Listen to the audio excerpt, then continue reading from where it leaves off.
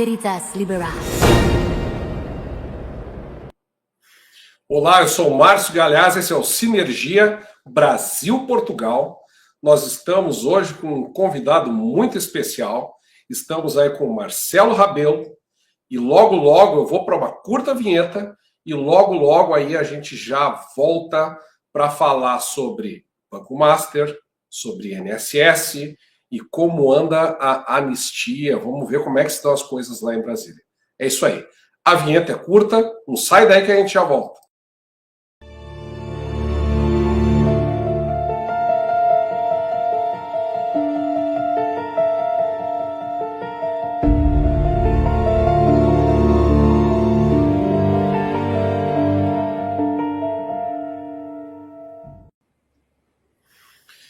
Marcelo, hoje eu vou começar pelo convidado. Eu sempre começo te cumprimentando, né? Mas hoje eu vou dar as honras aí para o Hélio, né? O Hélio que está conosco aí, que é um convidado, vai nos trazer muita informação. Hélio, como é que você está? Uma boa noite, seja bem-vindo aí ao programa do Instituto Veritas Libera. Boa noite, Márcio. Boa noite, Marcelo. Boa noite a todos. Para mim, uma honra poder participar aqui mais uma vez ao lado do Marcelo e desse instituto tão importante, com valores significativos, reais para o nosso país. Para mim, uma grande honra poder participar aqui com vocês. Sempre me coloco e sempre me colocarei à disposição de vocês, Marcelo. Seguimos firmes. Beleza. Agora, então, Marcelo, como é que você está? Como é que estão as terras lusas aí? Conta pra gente. Boa noite, Márcio. Boa noite, Hélio. Prazer estar aqui com o Márcio novamente e principalmente com o Hélio. Hélio, tivemos aqui, fizemos um podcast, teve no seminário, foi um prazer conhecê-lo pessoalmente, entendeu? E agora, finalmente, depois de muito tempo, a gente reunindo aqui no nosso programa Sinergia Brasil-Portugal. Então, muito obrigado, Hélio, por ter aceitado o nosso convite. E fico muito feliz de saber que você é um guerreiro, está junto com os brasileiros mesmo, lutando por uma causa digna, né, honesta, justa, sempre lá no Congresso, falando aquilo que tem que ser dito mesmo. As injustiças estão acontecendo aí no Brasil. Então, fico muito feliz de ter essa honra, né, de poder estar caminhando aí do seu lado e pela oportunidade que você está dando para a gente participar aqui com a gente e dar uma palavrinha a respeito de tudo que está acontecendo no Brasil. Obrigado. Márcio. Marcelo, eu acho que eu vou deixar para ti coordenar esse nosso primeiro bloco aí, porque a gente vai dar um foco aí nas informações que o Hélio vai trazer para a gente, né? Então, assim, faça as vezes da casa aí, Marcelo. Ô, Hélio, eu queria que você atualizasse a gente, então, sobre os acontecimentos, os últimos acontecimentos, né? A gente, inclusive, teve aí uma visita de eurodeputados aí no Brasil, né? Tiveram aí com os deputados deputados federais, né, em Brasília, e também os últimos acontecimentos, né? A gente viu um ou outro preso político sendo libertado, saindo da prisão, né? Mas, na verdade, continua com tornozeleira eletrônica. Eu queria saber de você como que as coisas estão indo, o que você tem conseguido, junto também com a Daniele, né, um trabalho sensacional que vocês dois estão fazendo aí. Obrigado, Marcelo, pela oportunidade. Nós estamos aqui, na verdade, colhendo frutos de um trabalho que nós iniciamos desde 2023.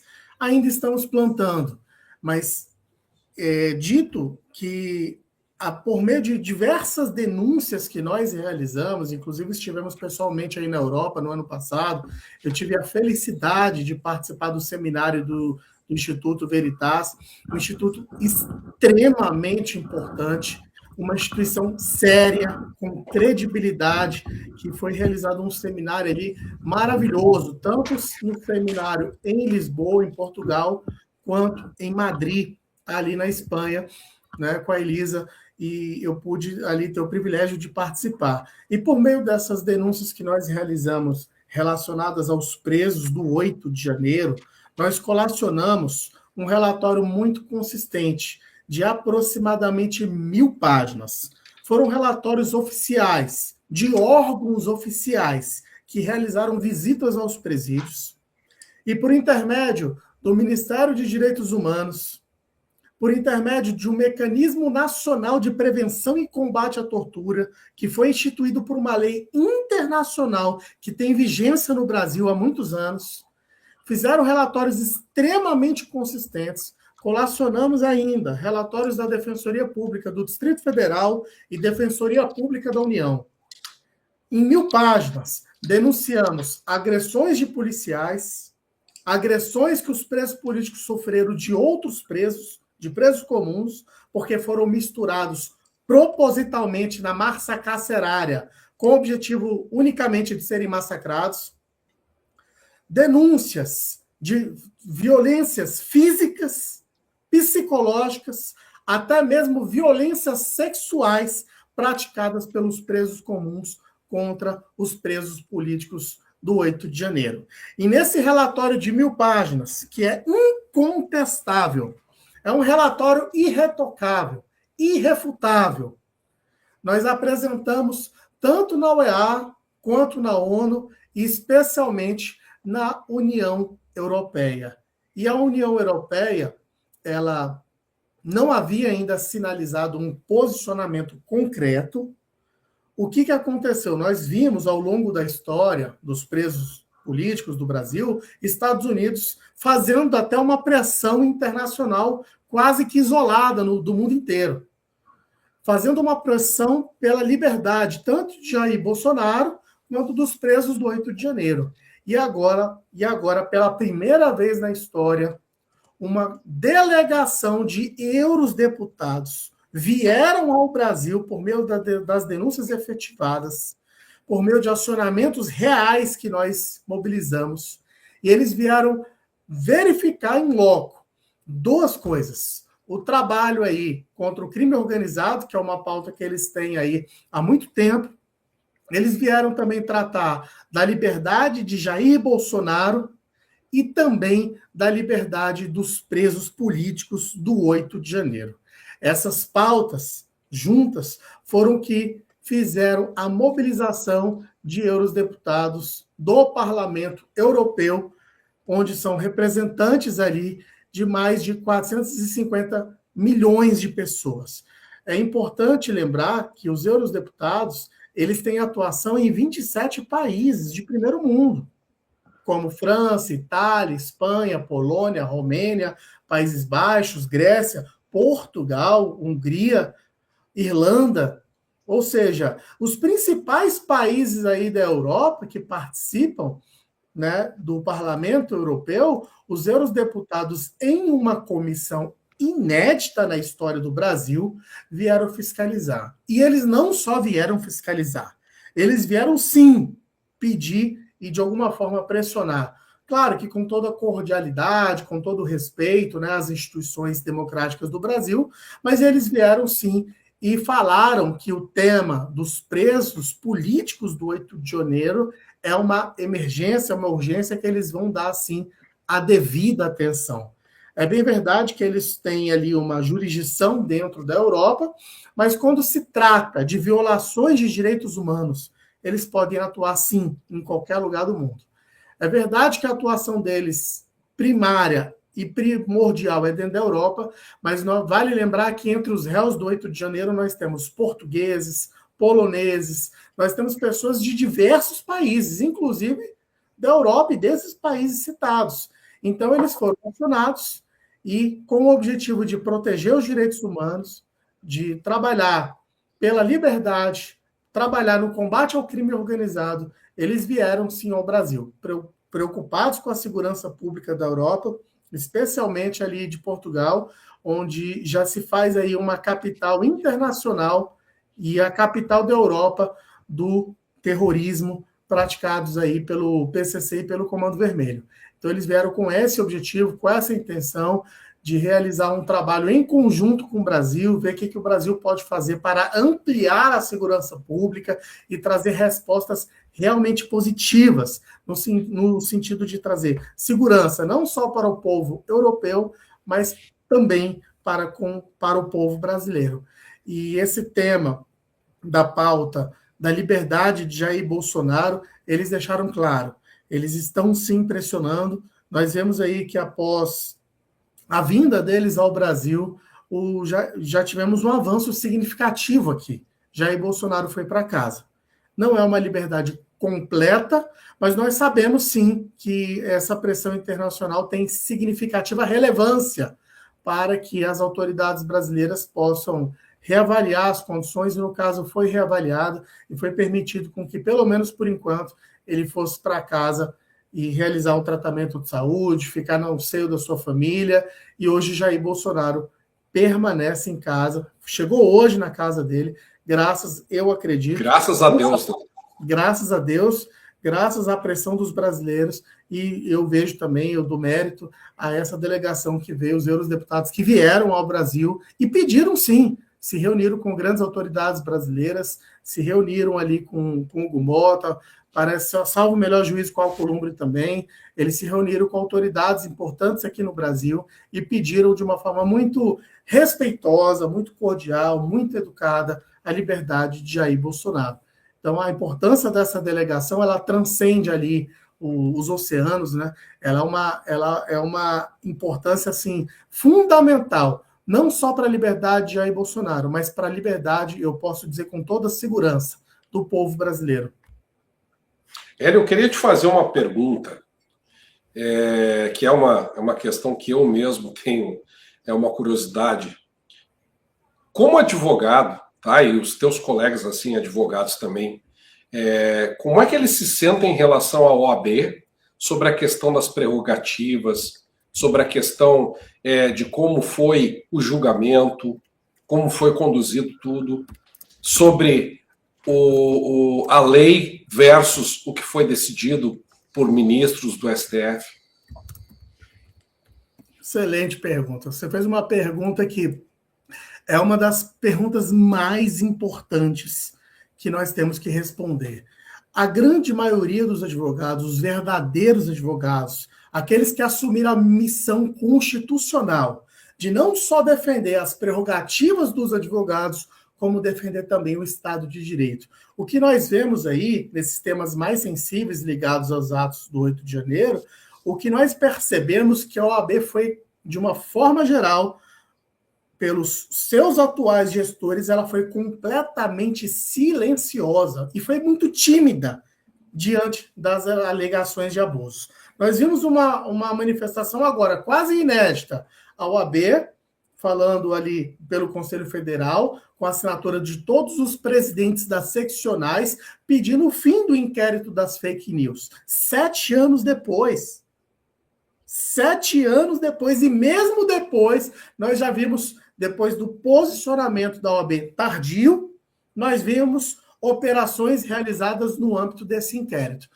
Pouco combativo a OAB na defesa das garantias fundamentais, como a ampla defesa, o devido processo legal, o que me parece uma OAB muito seletiva, dependendo do atual perfil político,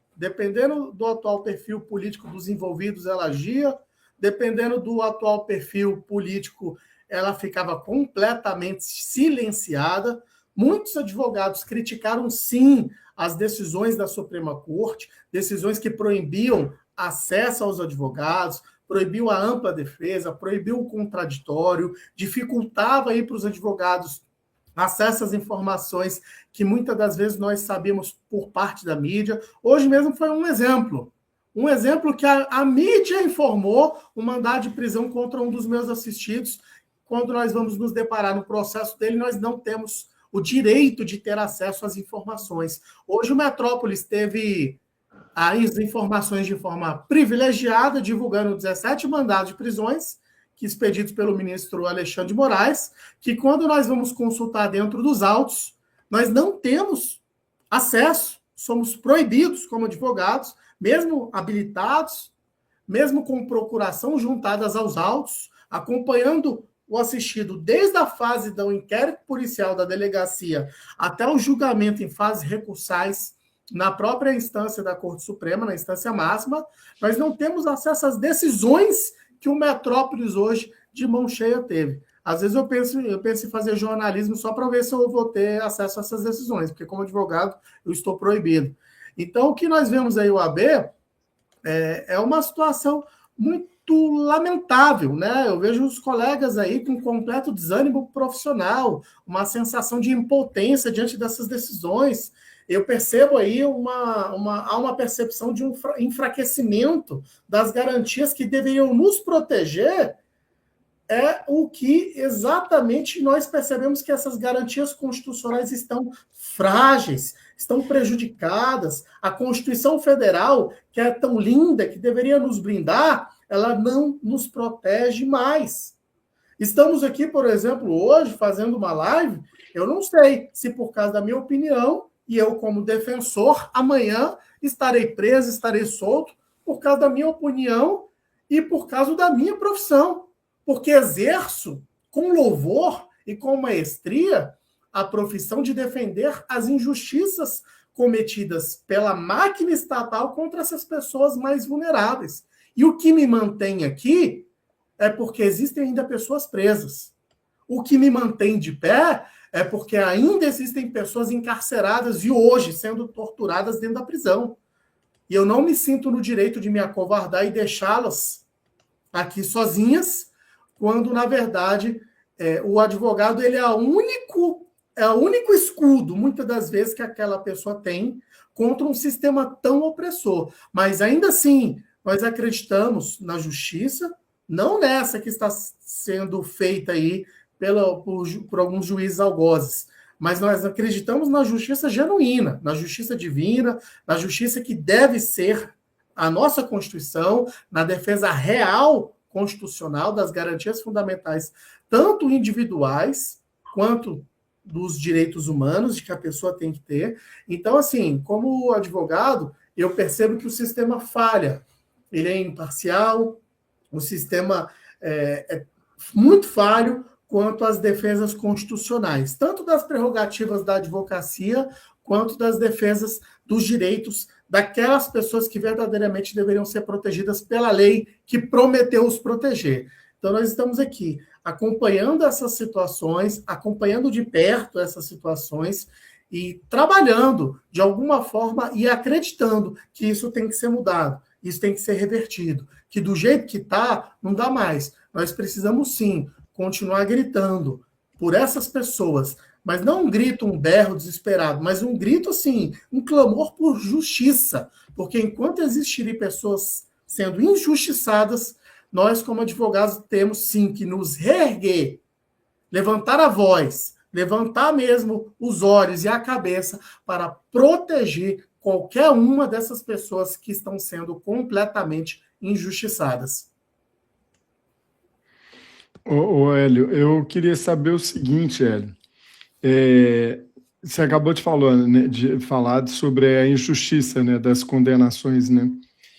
Juridicamente, qual que é o principal erro no caso do julgamento, né, no caso do STF, nesses processos, né?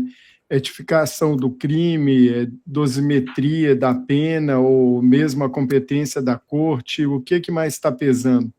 Ou tudo junto, né? Ou tudo junto? Eu acho que o maior erro de todos não é só prender opositores políticos, é torturá-los. É utilizar a máquina opressora do Estado, Marcelo, para torturar, massacrar e até matar. E você fala assim, não, mas espera aí, existe algum ministro torturando essas pessoas? Existe algum juiz? Eu tenho certeza que sim. Porque a partir do momento, Marcelo, que você pega... Você não precisa ser um profundo conhecedor para entender que se você pegar uma pessoa de uma facção A e jogar na cela da facção B, você não precisa ser expert em segurança pública para perceber que a pessoa ali vai ser massacrada. Então, se você pega uma pessoa de direita, de um viés político, apoiador do presidente Jair Bolsonaro, sabendo que a grande maioria da massa carcerária é de esquerda, e joga lá, e os policiais falam, esse aí é bolsonarista, viu? O que vocês acham que estão acontecendo com os presos do 8 de janeiro? São perseguidos, então, né? sofrendo Esse é um agressões. problema, né? Eu tenho assistido que foi estuprado dentro da prisão pelos presos comuns, inúmeras vezes. E isso tem que acabar. Isso não pode continuar. Eu tenho assistidos que foram agredidos, torturados, violentados, de todas as formas. E isso é inadmissível. Falando da proteção da pessoa, e me perdoem, gente, eu estou aqui num canal, me parece, né, de direita, eu sei disso, mas eu sou criminalista, eu defendo o ser humano. Eu defendo o ser humano.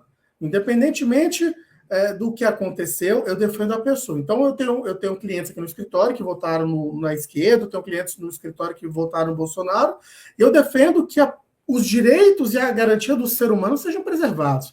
Eu sou completamente contra a tortura, seja de um preso que votou em A ou que votou em B. Eu sou contra isso.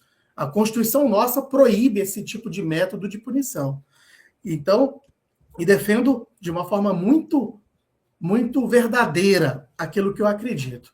O que eu percebo de pior em tudo isso no âmbito jurídico, vamos lá, violação do princípio da individualização da conduta. Todos foram condenados como uma massa, uma grande bolha. Repare bem, dia 8 de janeiro, 243 pessoas presas. Os mesmos crimes, os mesmos artigos, independente de quem entrou, quem não entrou nos prédios, todos que foram presos, julgados e condenados de forma igual, com as mesmas penas.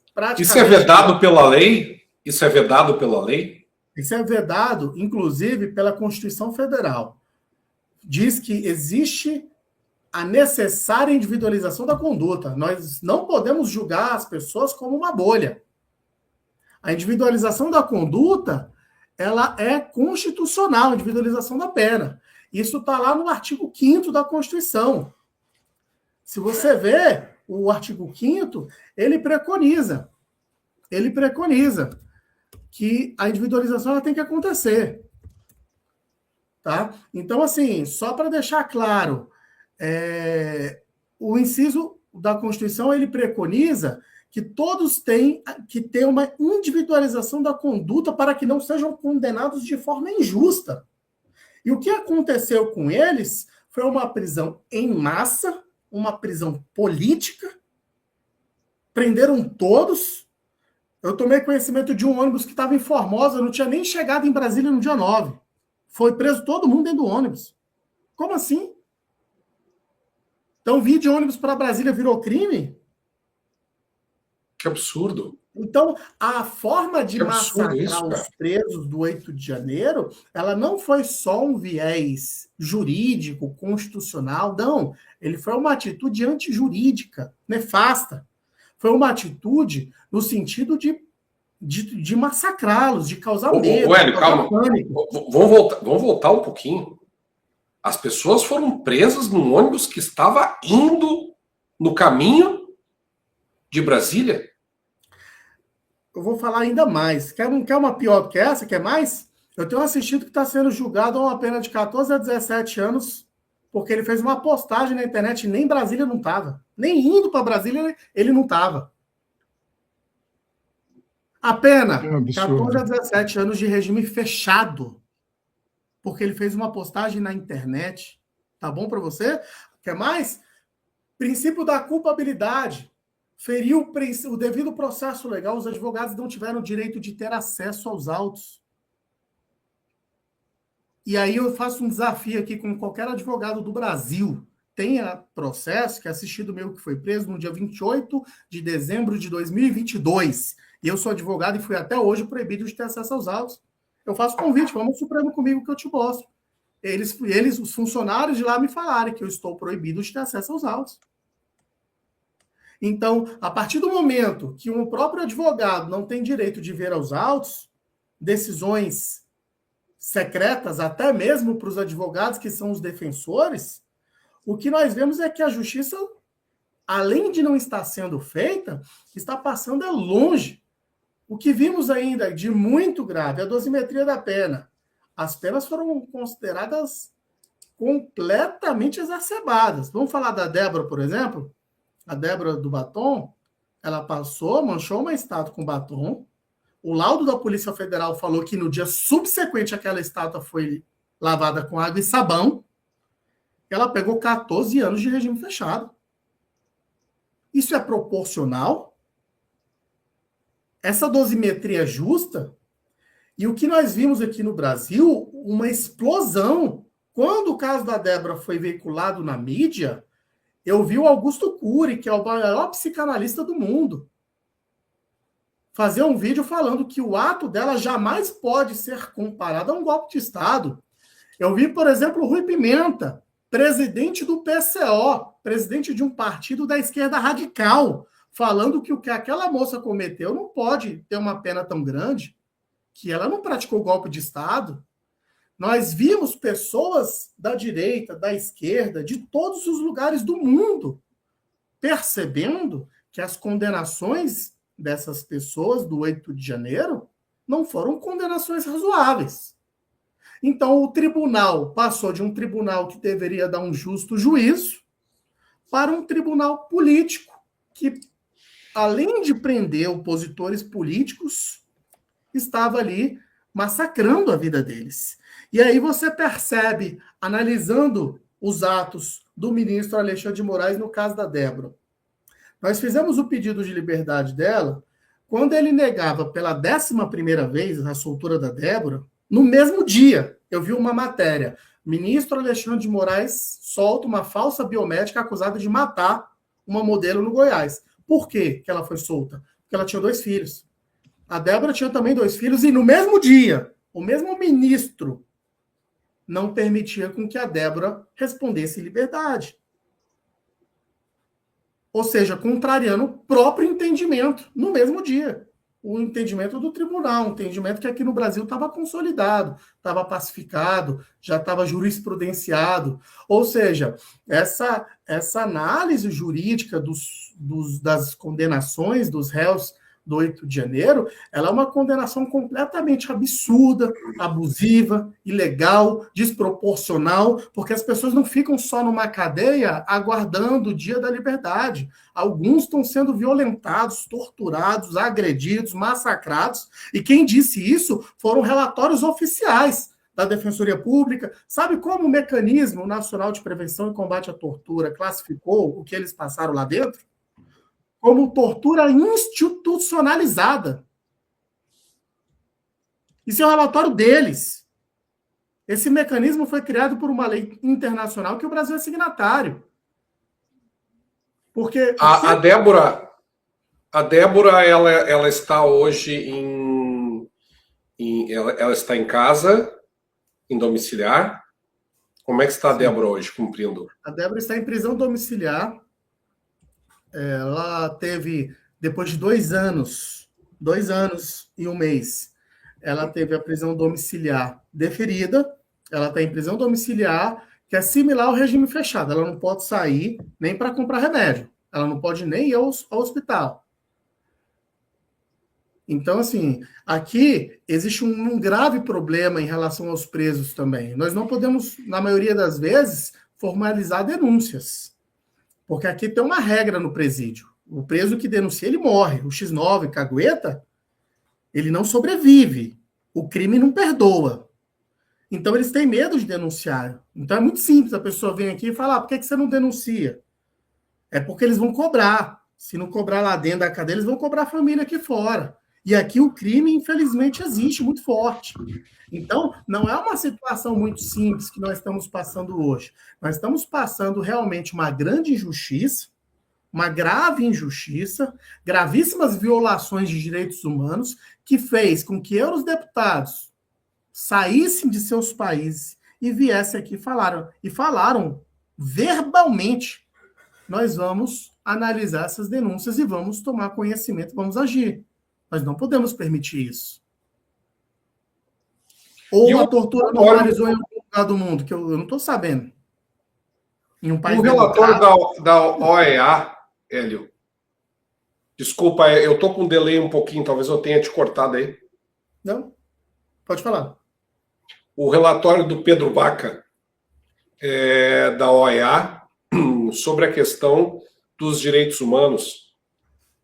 O relatório de Pedro Vaca é o João Willis da América Latina, né? Então, o Pedro Vaca, ele tem um relatório ideológico, de esquerda, né? Então, assim, ele não avaliou.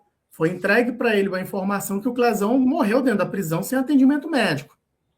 E quem confirmou isso, a própria Defensoria Pública confirmou isso nos relatórios oficiais.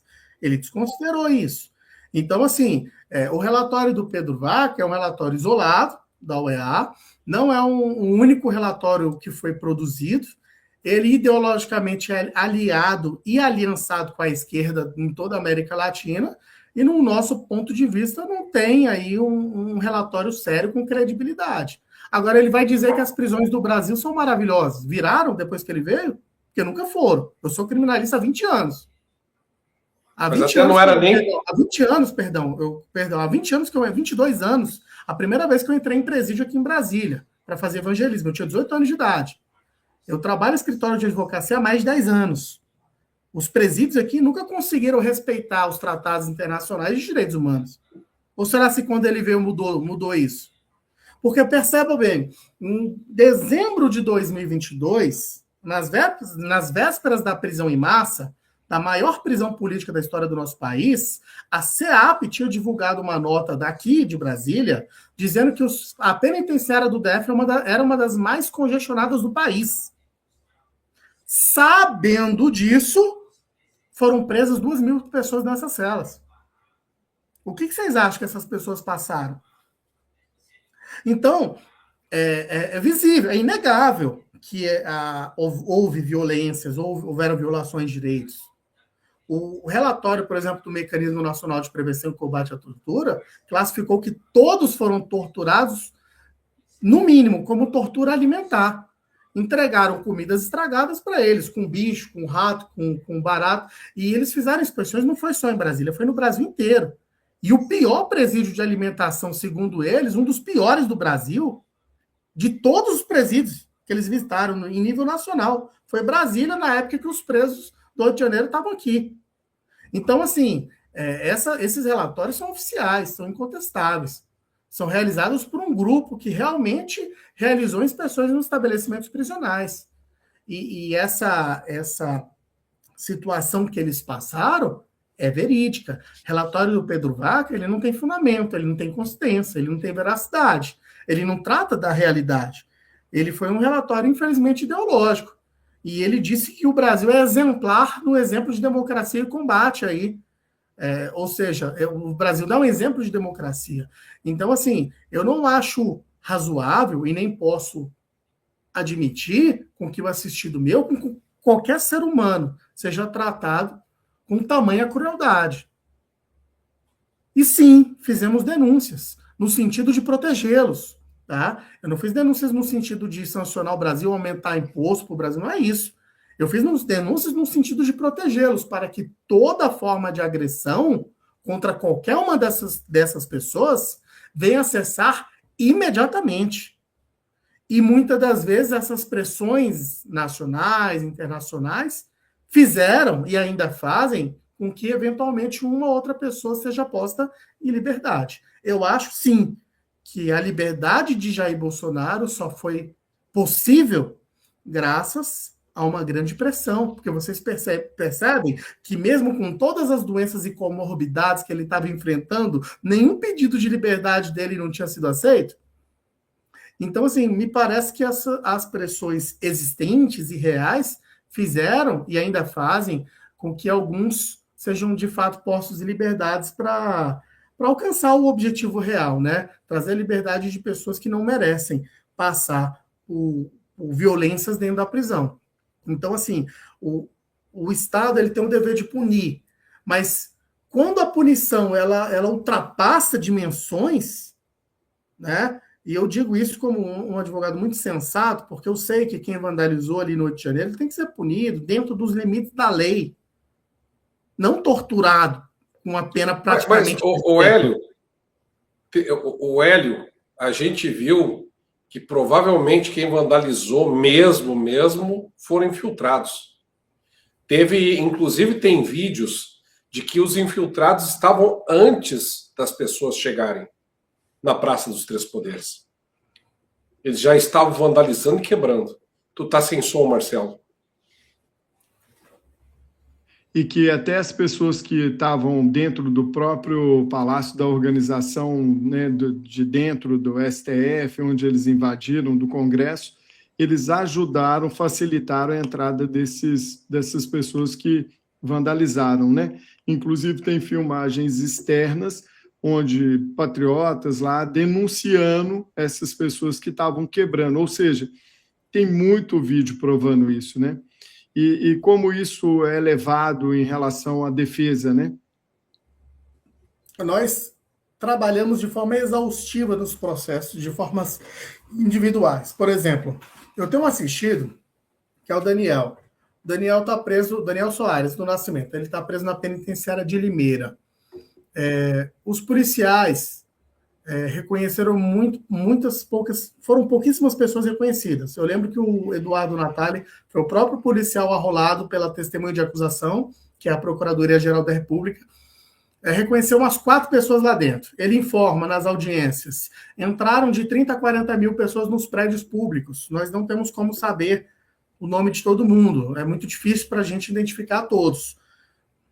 E esse mesmo policial reconheceu um dos nossos assistidos e falou, ele não vandalizou nada, ele não quebrou nada, ele, inclusive, nos ajudou a conter os vândalos, nos ajudou a limpar os espaços.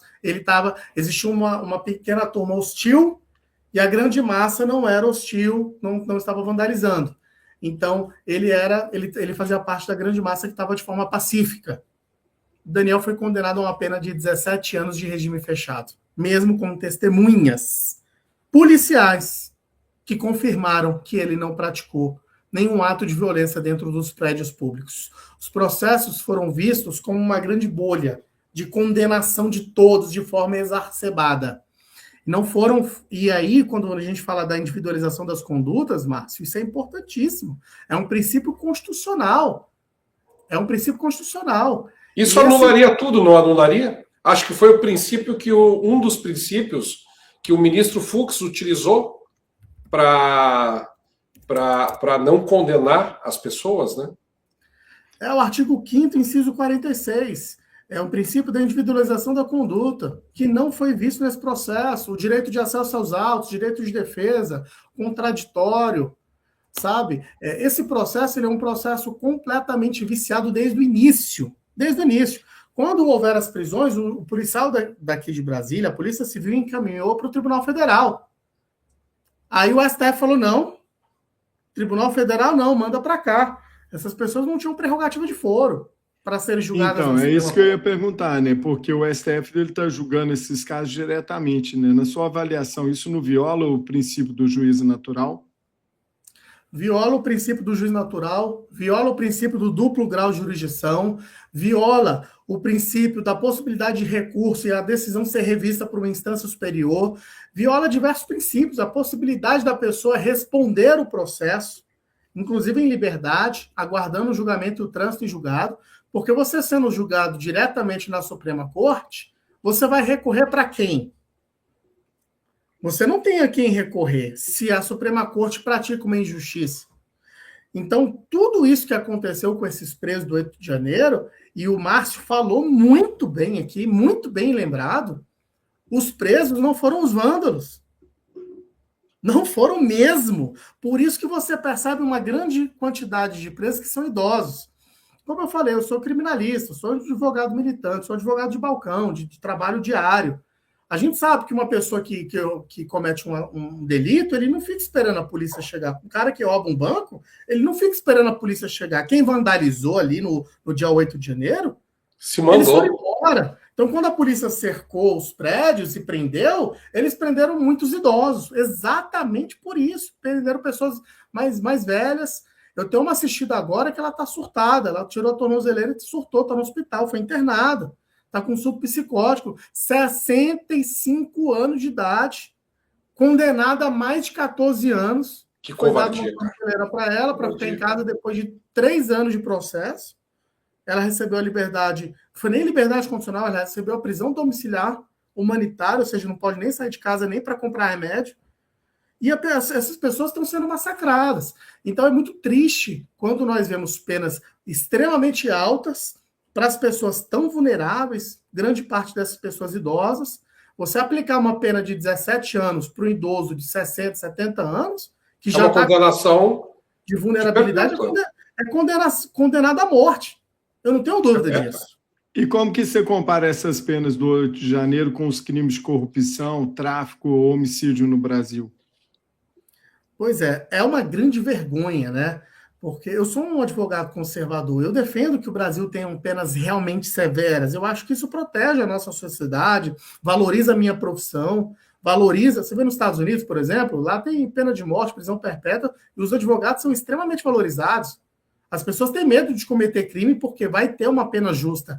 Então, assim, o que nós vemos aqui no Brasil é uma banalização. Aqui o tráfico de drogas privilegiado, a gente chega no escritório, por exemplo, tem gente que fala, não vamos contratar advogado, não, porque é tráfico privilegiado, sai na audiência de custódia, tem atenuante do privilégio, tem atenuante da idade, tem atenuante daquilo, não fica preso.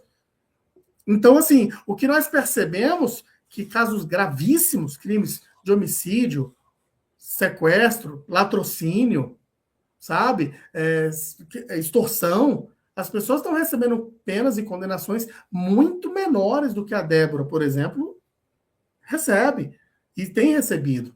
E ainda se encontra numa situação muito complexa e extremamente difícil, porque além de estar ali numa prisão domiciliar, não pode usar rede social, não pode ir na formatura de um filho, na festa da escola, não pode levar o filho na escola, não pode ir num evento, Dia das Mães, por exemplo.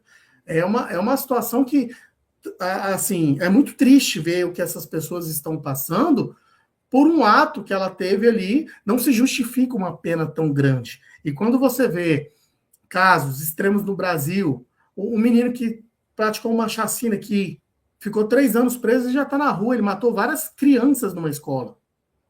Ele está na rua. E a Débora está na prisão domiciliar por 14 anos. Então, assim, o que nós percebemos e a sensação que nós temos aqui é de uma completa impunidade. É o que o governo tem feito, uma impunidade para criminosos, para bandidos e realmente o rigor para velhinhas com Bíblia na mão que estavam no 8 de janeiro porque são apoiadoras da direita. E isso é lamentável, né, porque a nossa justiça se afasta daquilo que deveria proteger, que é a Constituição e as garantias fundamentais, e se aproxima ali, na verdade, de um tribunal de exceção, de uma pura perversidade em plena perseguição política. Pleno 2026, nós temos no Brasil milhares de presos políticos. Eu nunca imaginei que poderíamos estar passando por uma situação dessa. Hélio, o Tagliaferro... Só vou fazer mais uma, Marcelo. Eu sei que eu estou monopolizando aqui o microfone hoje, mas é que está muito interessante o assunto. Hélio, o Tagliaferro, que foi um assessor do ministro Alexandre de Moraes, ele entregou como as coisas aconteceram nos bastidores. E isso não foi suficiente para que as coisas arrefecessem ou que voltasse à legalidade. Como você vê isso? Pois é, eu acho que abala, assim, essas denúncias, né? Agora nós temos o Banco Master, nós vemos aí a própria Rede Globo batendo todo dia aí. Então, assim, eu acho que as coisas aos poucos estão mudando.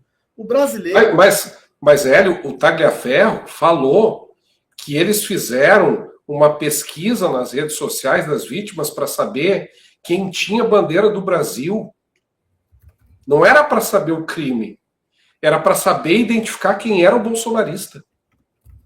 Exatamente. Isso é uma coisa absurda? Exatamente. A perseguição foi exatamente essa. Nos processos, nós vimos nos processos. Quando eles fizeram uma denúncia contra uma pessoa, às vezes tinha uma postagem de 2018.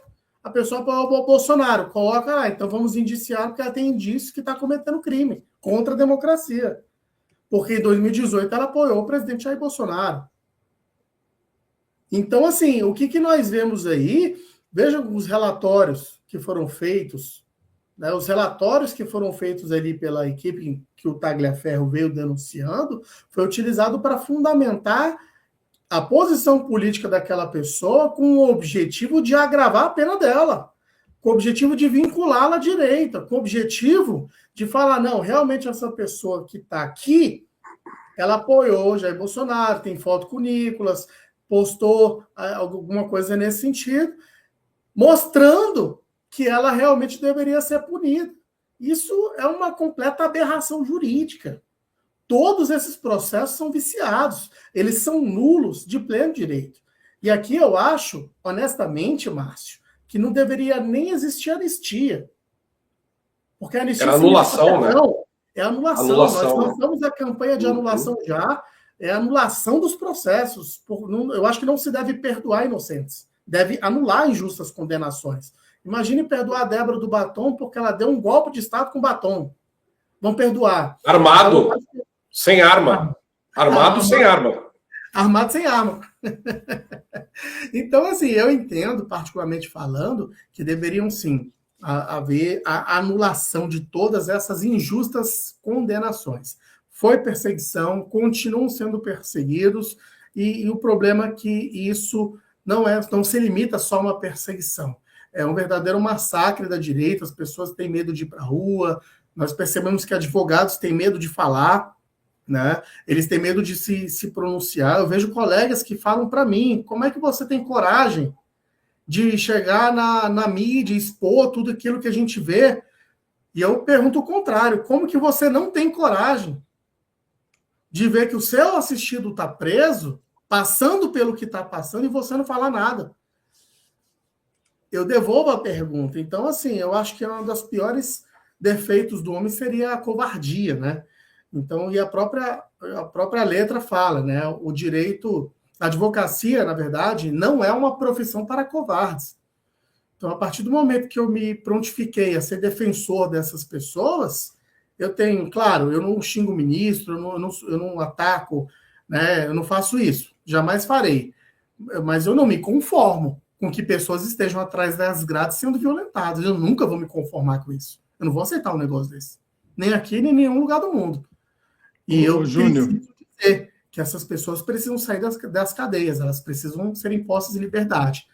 Não é justo com que as pessoas permaneçam sendo massacradas pela máquina opressora do Estado. E se precisar de um escudo, eu, como advogado, entrarei sempre para defendê-las, para gritar por elas, porque elas estão sendo agora silenciadas. A Débora, ela passou durante todo esse tempo. Hoje teve uma decisão do ministro Alexandre de Moraes, estou falando aqui de forma inédita, no caso da Débora, que ele permitiu pela primeira vez ela dar entrevista.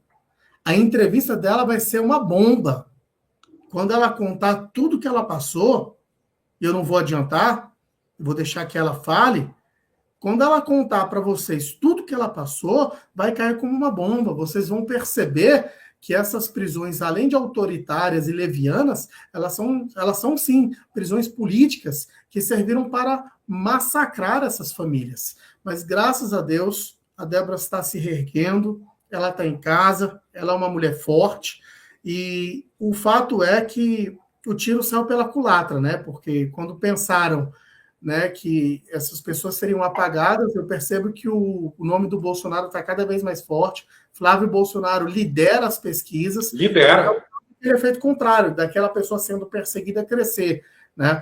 Então é isso que tem acontecido na prática. Agora, voltando para finalizar esse tema, ô Márcio, essas denúncias do ex-assessor Tagliaferro deveriam, por si só, anular todos os julgamentos, se o Brasil tivesse justiça séria. Deveria anular imediatamente, afastar o magistrado, anular os julgamentos, soltar aquelas pessoas que foram presas, todas as condenações praticadas por aquele magistrado serem imediatamente canceladas e que as pessoas tivessem um justo juízo.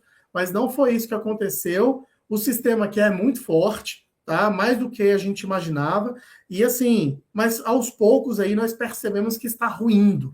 A Rede Globo, por exemplo, já não consegue mais proteger os seus favoritos, os seus prediletos, porque os escândalos, dia após dia, estão escancarando as entranhas aqui dos bastidores do poder de Brasília.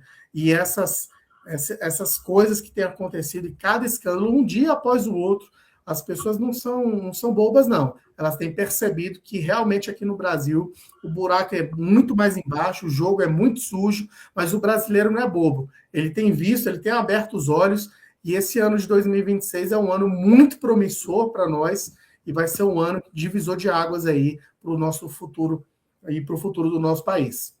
Amém. Você comentou sobre essas aberrações aí que estão acontecendo também com relação à CPMI do INSS e o caso do Banco Master, né? A gente fez separamos aqui um trecho, né, pelo menos assim, um apanhado de informação aqui a respeito do caso do Banco Master e também da CPMI do INSS, né?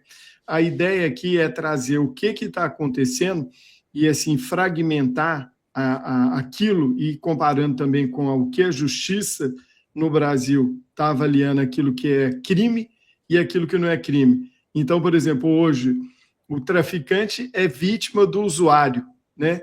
O ladrão rouba só para tomar uma cervejinha, né? E aí, com o caso do Banco Master, tentando aí, está sendo vista aí diariamente a tentativa de ministros do STF tentando apagar, então, esse escândalo que, na minha opinião, aí é um dos maiores que já teve no Brasil, né? Então, assim, o que a gente tem para perguntar? Isso aí são casos isolados ou é um sistema de corrupção? Né? Fica a pergunta aí para a gente poder responder, né? Outra coisa, né, o caso do Banco Master e da CPMI do INSS. O que vem a ser esse escândalo, né, que está acontecendo no Brasil? Ela vem de uma análise profunda sobre a sinergia entre diferentes falhas institucionais no Brasil, questionando se os recentes escândalos são incidentes isolados ou uma parte de um padrão sistêmico. Então, hoje aqui a gente tem a oportunidade de ter um advogado junto conosco para poder também nos ajudar a tirar algumas dúvidas, né?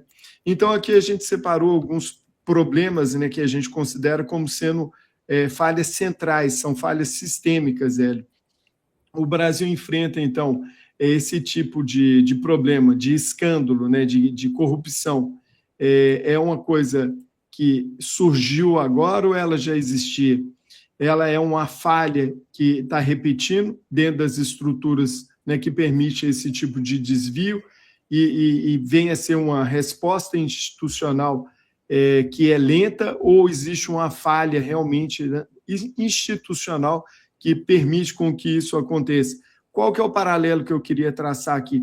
Você mesmo acabou de falar, pessoas que não deveriam estar sendo julgadas na última instância, no STF, não são pessoas com foro privilegiado. E, ao mesmo tempo, pessoas que estão cometendo crimes absurdos, né, como o caso aí da CPMI do INSS, que aí, no caso, está sendo dentro de uma CPMI normal, que seja investigada, é um dos papéis, no caso do Legislativo, né, federal, mas, por outro lado, também a gente vê o escândalo do Banco Master, que está tendo essa repercussão negativa para uma instituição que é tão importante no Brasil quanto o próprio STF, que eles estão tentando ocultar. Então, o paralelo entre uma coisa é tentando abafar uma coisa que é super, hiper crítica, com mais de 52 bilhões de reais desviados, envolvendo nomes, né, que já tem a Polícia Federal divulgado mensagens e por aí afora, e quanto a sua assistida, que foi numa estátua e passou o batom, escreveu uma frase que, inclusive, é uma frase de um dos ex-ministros, né, do STF, que é o ex-ministro Barroso, e hoje ela está aí, como você mesmo acabou de falar, presa com tornozeleira, né, no caso aí, 16 ou 14 ou 17 anos de prisão. Bom, você percebe, Marcelo, obrigado pela pergunta, uma pergunta muito, muito inteligente. Quando você percebe, Marcelo, diferentes escândalos, eles revelam os mesmos mecanismos, os mesmos vícios, as mesmas fragilidades institucionais. O direito, se percebe aí, não se trata mais como uma exceção. É tudo indício de um padrão sistêmico. Vamos dar exemplo? No raciocínio jurídico para esses casos, nos casos, por exemplo, das denúncias aí do INSS, o Instituto Nacional de Seguro Social, e as instituições financeiras do Banco Master. Nós temos um padrão muito, muito parecido. Primeiro, nós temos, no caso do INSS, a vulnerabilidade do público, idosos, aposentados, pensionistas, pessoas que têm uma menor capacidade de defesa técnica. Nos casos dos presos do 8 de janeiro, você percebe a idade deles, dos que foram presos, pessoas vulneráveis, muitos idosos, velhinhas, pessoas que têm dificuldade de contratação de advogados. Quando você trata, na verdade, com um banco master, pessoas foram enganadas ali, pessoas que foram submetidas a ilusões de investimentos e pegaram o dinheiro dessas pessoas. O modelo de operação, ele é muito semelhante. No caso do INSS, tinham descontos automáticos ali, contratações questionáveis. Tinha uma total falta de transparência, não tinha consentimento dos idosos para que eles pudessem ter ali o desconto, não tinha autorização expressa, e eles tinham uma grave dificuldade de cancelamento dessas operações. No Banco Master, o dinheiro sumiu, acabou e tal. E eu faço ainda um paralelo com o 8 de janeiro. Todas essas pessoas tiveram bens bloqueados, valores confiscados, tudo que estava na sua conta foi retido, os imóveis foram todos bloqueados, os veículos foram todos penhorados, estão indisponíveis. Então, esses padrões sistêmicos que a gente percebe é muito triste. E aí você vê o seguinte, vamos falar da falha da fiscalização? Exatamente aquilo que o Márcio falou. Bom, o Tagliaferro fez uma denúncia gravíssima. E aí, quem é que vai fiscalizar? Uhum. Vamos fazer um paralelo com o INSS. Quem que fiscalizava esses descontos na fonte? Não tinha uma fiscalização eficaz. Então, quando vinha uma resposta, sempre foi uma resposta tardia, uma resposta insuficiente. Ou seja, o volume, por exemplo, da judicialização, grande número de ações semelhantes no INSS, muita gente entrando com ações, reclamando alguma coisa, virava um montante tão grande e a justiça tão tardia, que hoje é considerada a justiça mais lenta do Brasil, no Tribunal Regional Federal, especialmente nas ações aí contra o INSS, que muitas das vezes, quando vinha uma resposta judicial, aquele velhinho já tinha morrido há muito tempo. Ou seja, não solucionava absolutamente nada. Então, é uma falha estrutural do sistema, Marcelo. O problema ele não é só um agente aqui específico, é um sistema que permite abuso, permite excesso, permite e é tolerante, é conivente com o crime organizado, não tem uma responsabilização objetiva, não tem aquele dever de fiscalizar, não tem transparência, não tem qualquer tipo de segurança, não tem uma proteção para as pessoas que são hipervulneráveis. Não tem. Vai fazer isso com um velhinho lá nos Estados Unidos, para você ver o que acontece contigo. Especialmente se esse velhinho for ali um ex-militar, né?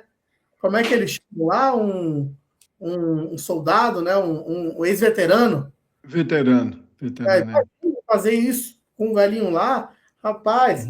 Então, assim, o que nós percebemos aqui, por exemplo, na CPMI, ela serve justamente para isso, para combater organizações criminosas, para investigar, para trabalhar ali. E aí nós vemos aí numa canetada eles derrubarem um pedido de prazo da CPMI para investigar uma coisa muito séria.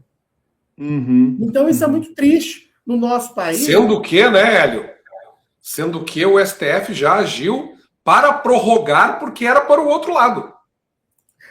Exatamente. O STF já agiu para na mesmíssima situação, só que era a esquerda, o STF prorrogou. Como é a direita, o STF cortou. Então, essa própria existência de uma situação dessa, ele já mostra uma suspeita. Não é um caso isolado. É um sistema padronizado. Isso, o problema não foi apenas um banco. Não foi um contrato que foi perdido, um dinheiro aplicado que foi retirado, um desconto indevido de um velhinho do INSS. O problema não é esse, não.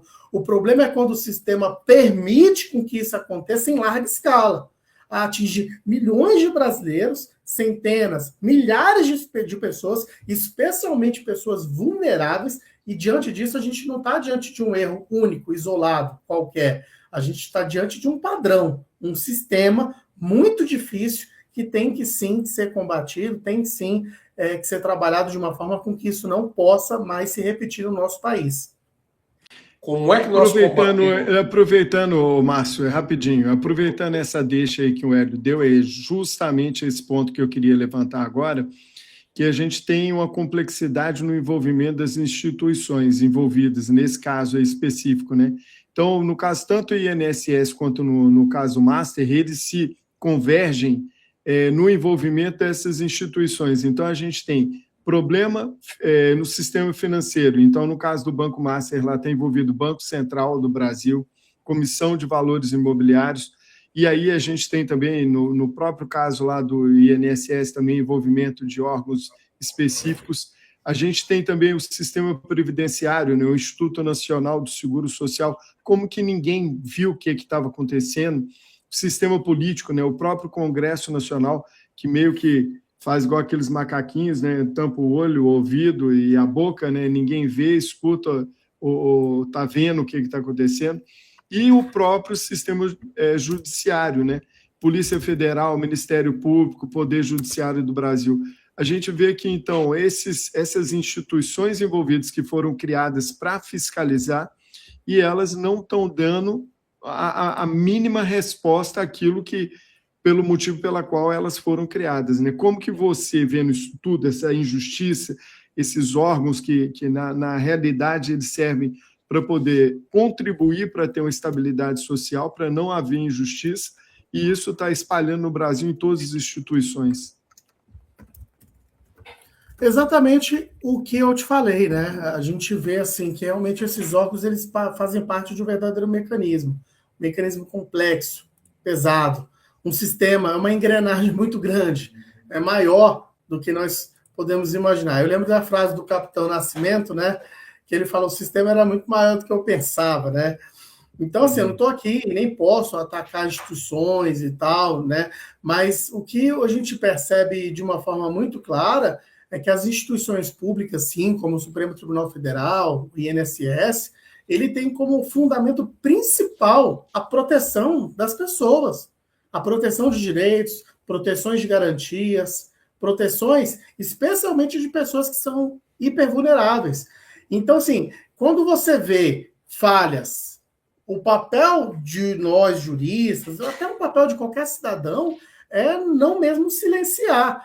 Então, eu acho, sim, que nós devemos, sim, denunciar, né? E isso o povo brasileiro faz muito bem, as redes sociais aí têm falado todo dia aí, vendo que é uma aberração esses escândalos. Aos poucos, as pessoas que estão envolvidas nesses escândalos estão sendo expostas dia a dia. Hoje saiu um indiciamento aí muito robusto, de mais de 4.000 páginas, do careca do INSS, o Lulinha, né? Eu não vi ainda se o Frei Chico foi indiciado. Eu confesso que eu não tive tempo ainda de ver essa situação. Mas essas falhas, né, que existem no sistema é exatamente aí fruto de uma grande pressão pública. Ninguém gosta de ser roubado. E o brasileiro, especialmente falando, quando vê aí um assalto dos idosos aposentados, quando vê esses rombos existentes do Banco Master, que a conta vai chegar, já chegou para muita gente, mas muita gente não tem nem dimensão do que vai acontecer. Aqui em Brasília, o Banco Regional de Brasília está criando diversos meios para poder reverter. E é o principal banco da capital, é onde o pessoal, os funcionários públicos, recebem seus salários. Então, assim, a instituição, ela deveria servir, sim, para proteger o cidadão. E quando ela falha, o nosso dever não é calar, é corrigir, é denunciar, é clamar por justiça, para que a injustiça não vire uma regra, para que a injustiça não seja um padrão incontestável, que ninguém fala nada, né? Nós já vivemos num país aí afogado em corrupção, que o povo antigamente não falava nada, mas depois da era tecnológica, redes sociais nas mãos, o povo acordou, né? Você tem visto aí dia após dia as pessoas denunciando. Não é uma tarefa fácil, mas é uma tarefa de formiga, né? De formiguinha, que as pessoas realmente acreditam e esperam um Brasil melhor, um Brasil livre desses escândalos de corrupções. Então, eu acredito que essas instituições um dia podem funcionar corretamente, né? Desde que queiram, desde que mude o atual sistema, mude tudo. Ou seja, a Constituição ela não cria a ideia de instituições para concentrar unicamente poderes em uma única e exclusiva instituição. Ela cria ali instituições para garantir direitos, cada um ali no seu devido papel legal, né? O Congresso para legislar, né, o judiciário para julgar, o executivo para cumprir o seu dever também, mas sempre quando houver risco de injustiça, é dever de todo cidadão agir, né, para garantir ali com que a injustiça seja corrigida, de fato. Então, aproveitando aqui que você falou, no caso aí, de quais pessoas foram indiciadas, né? Especificamente que você tinha perguntado se o Frei Chico tinha sido indiciado, ele, até onde eu sei, ele não foi. As pessoas indiciadas confirmadas foi o Lulinha, o Vorcaro, o tal do Antônio Carlos Camilo Antunes, o Alessandro Stefanuto, e o Everton Rocha e Roberta Luxinger, eu não sei como pronuncia o nome dela, Luxinger, alguma coisa nesse sentido. Agora, voltando de novo lá à questão que a gente estava comentando, Hélio, sobre quais seriam, então, as falhas que a gente tem nessa estrutura que elas persistem, né? Só para a gente finalizar, né, que o nosso tempo já está chegando no final. Dentro dessas falhas que a gente levantou, a gente viu que existe, então, uma fragmentação institucional, uma atuação reativa, no caso, né, do Banco Master, da CPMI e do INSS. Nós não estamos falando do 8 de janeiro, porque 8 de janeiro eles foram ultra, super proativos, né, ao contrário do que está acontecendo nesses dois casos. Tiveram uma baixa resposta de velocidade, uma complexidade dos esquemas e baixa efetividade na punição. Ou seja, 2 pesos e 2 medidas, é isso mesmo, Hélio? Exatamente, 2 pesos e 2 medidas. Exatamente isso que nós vemos, né? O rigor tratado aí contra os opositores é severo, severíssimo. Percebe-se, até os idosos não escaparam de rigorosas e severas condenações. Agora, essas pessoas aí, imagina, os maiores escândalos do mundo. Não sai o mandado de prisão ainda?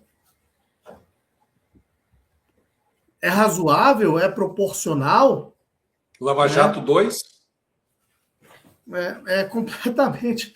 Não tem nem palavra no negócio desse, Marcelo. Não tem nem como explicar um negócio desse. Não tem como explicar. O Brasil está de cabeça para baixo. Assassinos, bandidos, estupradores, sequestradores saindo das prisões todos os dias, né? Tendo direito... Aqui a mulher a pessoa que matou a mãe tem direito a sair no Dia das Mães. Né? Obviamente, em determinado período de cumprimento de pena, né? Mas o que você percebe é o rigor, né, de aplicações legais e a perseguição existente é muito evidente. Está muito claro isso, está muito evidente. E é muito triste, é muito lamentável com que o Brasil esteja vivendo dessa forma, né? Então, e uma última pergunta, Hélio, só para...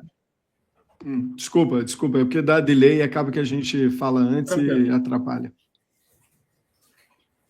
Tá, hoje foi um grande dia, eu falava assim, foi o dia do indiciamento, da entrega do relatório aí da CPMI, né? Então, assim, vamos aguardar aí os próximos desfechos aí, os próximos capítulos, a gente espera realmente com que haja uma severa punição, né, proporcional, justa, né, e esses assaltos dos nossos velhinhos, eles têm que parar, gente. Isso é absurdo. É um absurdo. Antes da última pergunta do Marcelo, eu vou fazer a penúltima pergunta, Marcelo. Como tu falou aí, a questão das redes sociais, a questão da tecnologia, está levando o assunto para todo mundo, para todo canto, para todo lado, né? E o povo brasileiro, em geral, ele odeia injustiça e fica do lado do injustiçado. Tu acha, Hélio, que essa questão aí de tudo que está sendo escancarado, dessa perseguição escancarada, do STF blindando algumas coisas que está acontecendo aí, né? E tudo, parece que está tudo mancomunado, está tudo junto, tem um mecanismo muito forte aí, virá agora nas eleições agora uma enxurrada de senador conservador, uma enxurrada de deputado senador, como uma espécie de para equalizar isso, para dar um jeito no mal, porque o mal está de um lado, e aí agora, na parte política, talvez venha a resposta para neutralizar esse mal, Hélio. O que tu acha? Excelente pergunta que você me fez. Obrigado pela pergunta. O povo brasileiro ele tem uma sensibilidade muito forte, especialmente quando a gente fala contra a injustiça. Quando surgem, por exemplo, essas denúncias, perseguições, censura e decisões tão sensíveis que nós estamos falando, por exemplo, existe sim uma reação social aqui muito forte. Pode, eu acredito, nas urnas, pode sim se refletir nas urnas. E é exatamente esse cenário que em 2026 nós estamos enxergando, né? Eu vi aí um vídeo aí do Janones, se eu não me engano. Não sei se vocês viram esse vídeo, vocês chegaram a ver esse vídeo. O Janones desesperado, porque o Flávio Bolsonaro passa o Lula nas pesquisas, e quem estava divulgando isso era um site tradicionalmente da esquerda, que fez ali uma avaliação, e ele estava desesperado, eles estão preocupados. Então é exatamente isso que tem acontecido, é essa percepção que eu tenho. O eleitor, ele reage a essas sensações coletivas, não só a tatos assim, isolados, mas uma percepção mesmo de uma verdadeira injustiça, abuso de poder. Eu vi pessoas, Hélio, vi pessoas que não gostam de política, que não entendem nada, quando viram a questão da Débora do Batom, tá? Se indignaram absurdamente. Pessoas que não têm nada a ver com política, estão alheias, não entendem nada, não sabem nem a podridão que está acontecendo. Historicamente, quando nós vemos aí, por exemplo, a população, ela sente que há um desequilíbrio institucional, ela busca reequilibrar. E no Brasil isso vai acontecer agora em 2026 no voto. Eu acredito sim, a entrada de conservadores. Isso pode fortalecer, inclusive, a candidatura de pessoas conservadoras, de pessoas de fato de direita, né, que se apresentam como defensoras da verdadeira justiça, da verdadeira garantia constitucional, dos limites de poder, da separação dos poderes. O brasileiro, entre si, ele pode até discordar de muita coisa, mas uma coisa ele não tolera: injustiça, mentira, roubo, roubalheira. Então, quando a população, no caso brasileira, ela começa a sentir um clima de perseguição, censura, injustiça, a resposta ela não só vem em redes sociais, ela com certeza elas vem nas urnas. E para fechar, se isso vai favorecer os deputados conservadores, com toda certeza, eu dou certeza absoluta disso. Pode favorecer, não só pode, vai favorecer, especialmente esse sentimento de defesa de direitos e equilíbrio institucional. Nós percebemos que a eleição, no fim das contas, ela vai ser um termômetro verdadeiro da confiança do povo e da população nas instituições. Pode esperar, coisas boas virão, 2026 promete.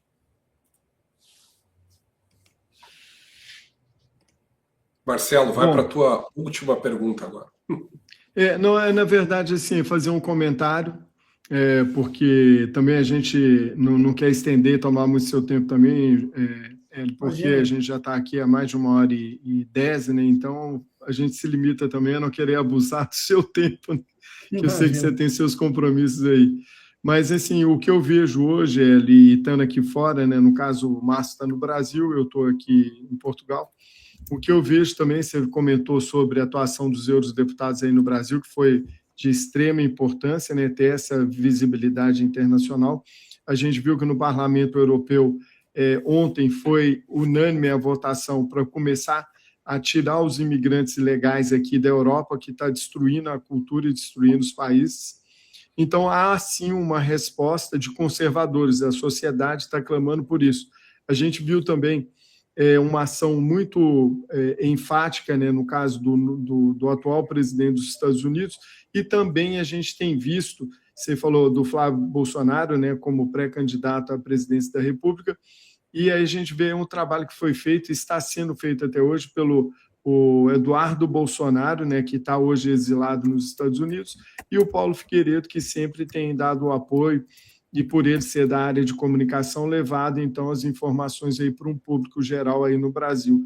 Então, diante disso tudo que está acontecendo, as pressões que estão vindo, inclusive da própria administração do Trump, fazendo aliança com vários países na América Latina e fora também, na própria Europa, ele tem pressionado para que grupos que estão atuando dentro e fora do nosso país, no caso o Brasil, que vão ser considerados, pelo menos pelos Estados Unidos, em breve aí vai ser considerado como grupo terrorista, uma atuação mais firme. Você acha que isso tudo também tem originado uma certa pressão interna, porque no caso anteriormente a gente não via essa mudança de posicionamento nem da grande mídia, e hoje até a própria grande mídia também já está apontando o dedo, falando que está havendo abuso, né, de poder, né, no caso especificamente dos ministros do STF envolvidos no caso do Banco Master, né? Exatamente. Nós percebemos, inclusive, um alinhamento dos eurodeputados com os Estados Unidos em decretar aqui os grupos terroristas aqui no Brasil. Eles querem isso. Eles são vítimas aí desses grupos. Então, assim, o que é inegável que o Trump ele representa uma força assim fora do comum, não só de influências positivas aqui para o Brasil, mas ele também ele trata ali um trabalho muito árduo pela proteção da soberania nacional, da liberdade econômica, e é um enfrentamento verdadeiro aí dessas facções terroristas e criminosas que têm aumentado, Marcelo, dia após dia no nosso país. E esse trabalho que o Trump tem feito, isso não é ignorado. Isso é visto, inclusive, com até uma pressão para o jogo virar no Brasil. Eles estão do lado, claramente, do Flávio Bolsonaro. Os eurodeputados declararam, nós esperamos que o Flávio Bolsonaro ganhe em 2026, porque, assim, se o Flávio Bolsonaro não ganhar, para que eles consigam o objetivo deles, vai ser muito mais difícil. Eles esperam realmente que o Brasil venha se alinhar com esses objetivos. Os Estados Unidos está muito alinhado com o objetivo de combater o crime organizado, de trabalhar aí. O Trump mostrou, já comprovou que é possível enfrentar o crime organizado, defender fronteiras, valorizar a família e trabalhar ali, até ultrapassando a fronteira dos Estados Unidos, trabalhar aí contra todas essas investidas terroristas aí em diversos lugares do mundo. E o Brasil ele precisa se conectar com isso, com a defesa mesmo das famílias. A defesa mesmo, não somente ali das fronteiras, a defesa da soberania mesmo, né? E quando o Brasil não consegue nem fazer uma fiscalização eficaz por meio do nosso país, você percebe que a Europa está se mergulhando na criminalidade, né? O Brasil, inclusive, sendo vazão para expansão e ambição criminosa. Ou seja, é muito triste que isso tenha acontecendo e que está acontecendo. Então, o trabalho do Trump, alinhado com os eurodeputados, alinhado com a Europa, né, tem sido, no meu ponto de vista, uma forma muito eficaz para uma política mundial e uma geopolítica de fortalecimento entre as nações. Eu percebo uma situação muito diferente, né, que ao longo dos anos o Brasil, de alguma forma, tem conquistado, né? Gostem ou não do Trump, não tem como negar que ele tem sido um presidente que realmente tem trabalhado para combater esses crimes organizados, ele tem trabalhado incansavelmente, e eu acho que o Brasil precisa, sim, de um presidente de verdade que vai estar ali aliado com ele, no sentido de proteger as famílias, não só americanas, mas as famílias brasileiras, as famílias da Europa, as famílias em todos os lugares do mundo.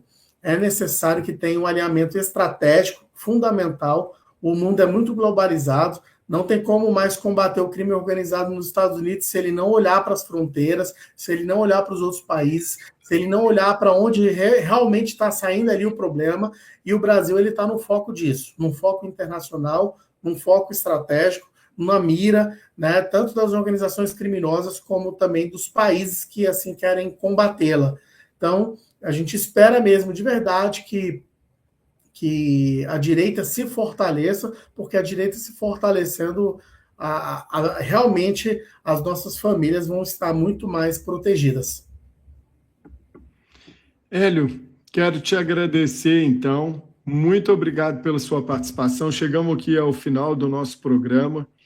E lembrar, eu esqueci, sempre eu esqueço, eu e o Márcio, a gente está aqui tanto tempo, eu não lembro. É que está tão bom o papo. É que tá tão bom o Para o papo. pessoal se inscrever, ver se ainda estão inscritos, quem já era inscrito, deixar seu like, compartilhar.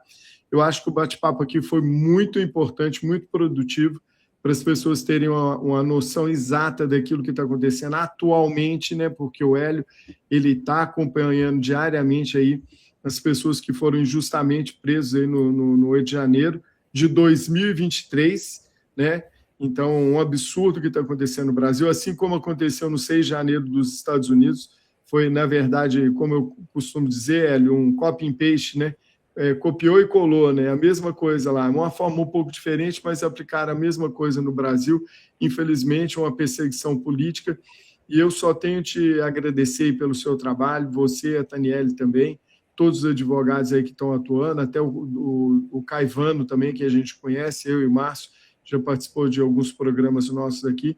Então, agradecer vocês mesmo, de coração, e espero que a audiência toda aí saiba a importância de ter pessoas assim como você, que realmente estão lutando pela justiça e não lutando por um bônus, né, para poder ter ali uma remuneração melhor. Lógico que todos nós trabalhamos por dinheiro, a sua profissão, óbvio, mas você tem essa questão diferenciada aí, que você está preocupando realmente com essas pessoas que estão sendo injustiçadas. Então, deixa aqui meu agradecimento, né? E passa a palavra aí para o Márcio e depois a gente já pede o doutor Hélio para ele deixar as considerações finais dele. Isso aí. Então, doutor Hélio, eu quero agradecer aí por ter aí aceitado o nosso convite, tá? Quero agradecer também pelo esse teu empenho aí, pela liberdade, pela verdade, né? E eu sei que muitas vezes aí, como o Marcelo falou, todos nós trabalhamos por dinheiro, precisamos pagar as nossas contas, né? Mas eu sei que para ti, como para tantos outros advogados aí, isso é muito mais do que um trabalho. É uma missão de proteger e conseguir trazer um pouco de justiça para essas pessoas, né? Eu quero agradecer também o Marcelo aí, que está aí, a gente está há muito tempo junto aí nessas lives, né, Marcelo? E o que a gente quer aqui é trazer a verdade, a gente quer aqui trazer um pouquinho de consciência, né? A gente não tem muitos seguidores, mas o pouco que a gente pode fazer, a gente está fazendo. É isso aí, eu agradeço também a todos que nos viram aí, a todos que verão esse vídeo também. E sexta-feira que vem aí a Kátia, a Lu, que está sempre nos acompanhando, a Herta também, que passou por aí, o Jorge, que deu um alô aí para a gente agora, agradecer todo mundo. E a Hélio, Everly, que sempre aparece por aí. A Everly sempre aparece. E Hélio, a nossa live ela tem uma característica, que como ela é nesse horário da sexta, geralmente ela é muito mais vista depois do que ao vivo. Tá? Mas é isso aí, eu passo a palavra para ti, então, doutor Hélio. Não, tranquilo. Gente, eu quero aqui caminhar aqui para as considerações finais, agradecendo de uma forma muito especial ao Marcelo aqui e ao Márcio pelo espaço, por essa oportunidade de diálogo, um diálogo franco, porém extremamente necessário. Eu vejo a importância aqui desses ambientes onde nós temos as nossas ideias, e as ideias elas são debatidas com muito respeito, com muita profundidade e com extrema responsabilidade aqui com os telespectadores desse canal. Um resumo aqui que eu faço de uma forma muito sintética, né? Hoje nós tratamos temas assim muito sensíveis, né? A gente passou aí pelo papel das instituições, a gente falou da atuação do Supremo Tribunal Federal, das discussões envolvendo a liberdade de expressão, falamos de excessos, prisões políticas, escândalos e também a grave percepção de injustiça que o nosso povo e grande parte da população tem se manifestado e sentido e sofrendo diariamente com isso. E esse ponto fica muito claro para mim, né, e para todos nós. As instituições, elas são, sim, essenciais para a democracia, tá?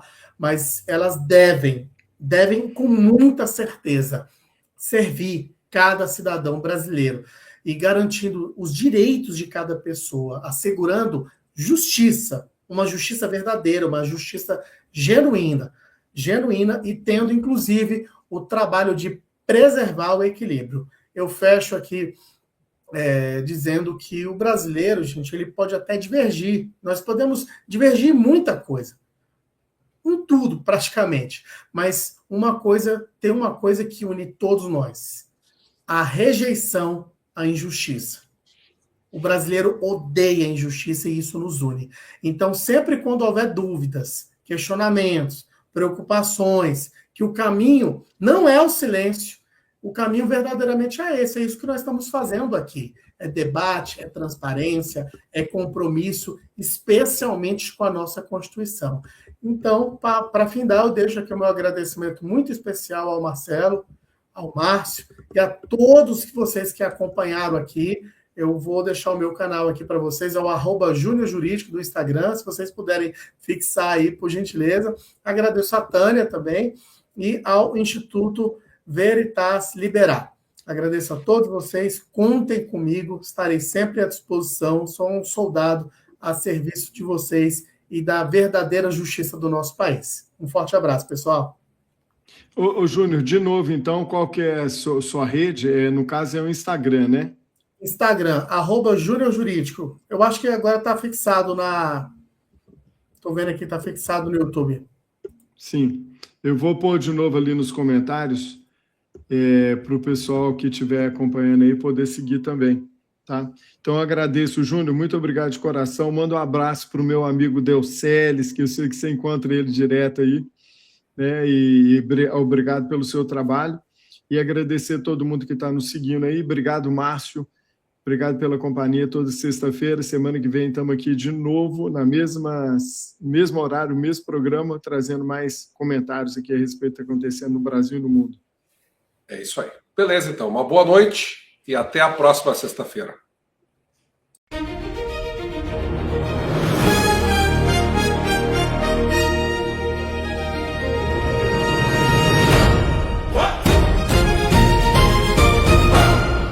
Veritas Liberar.